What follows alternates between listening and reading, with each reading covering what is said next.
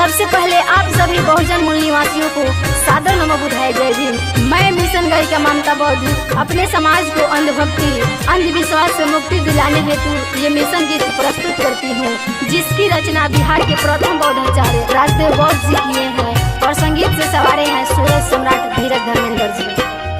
आवा सखी छोरा सखी सरल रिवाज है, आवा सखी छोरा सखी सरल रिवाज है, सब मिल बनाओ अपन सुंदर समाज है, सब मिल बनाओ अपन सुंदर समाज है, सब मिल बनाओ अपन। गोबर के पूजत पूजत गोबर भइल दिमाग है, गोबर के पूजत पूजत गोबर भइल दिमाग है, गोबर के खेत में फेंक उपजी अनाज है, गोबर के खेत में फेंको उपजी अनाज है, गोबर के खेत में फेंको। मिक्स बाय सूरज धोबोल बाजार।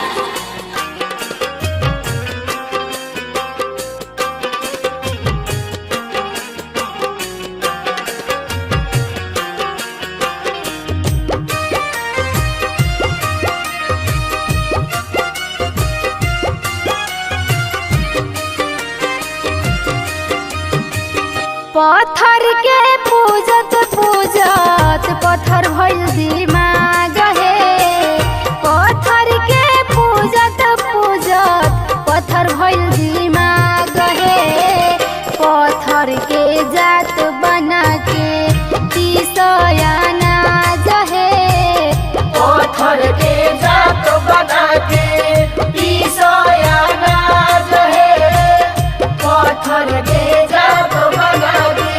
मनुवाद के पूजत पूजत शूद्र भइल समाज है, मनुवाद के पूजत पूजत शूद्र भइल समाज है, मनुवाद से निमन बाटे बौद्ध रिवाज है, मनुवाद से निमन बाटे बौद्ध रिवाज है, मनुवाद से निमन बाटे।